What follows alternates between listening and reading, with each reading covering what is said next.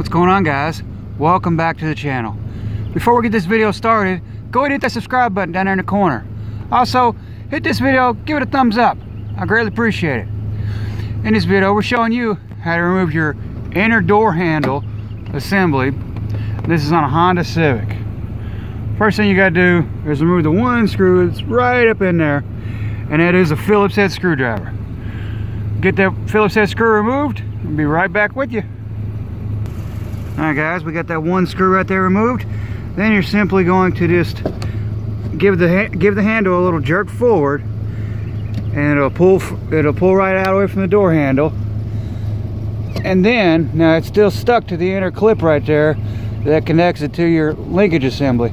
That clip, as you can see, it's got that little tab. You're just going to press in, and sometimes you can get it with your fingers. Sometimes you use a flathead screwdriver.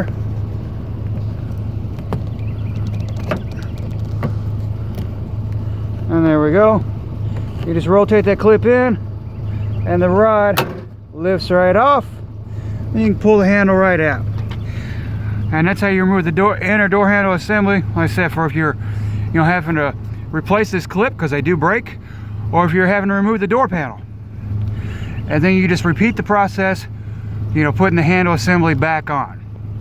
If y'all find this video useful, please give it a thumbs up. Like I said, if you're not subscribed to the channel, go ahead and subscribe to the channel.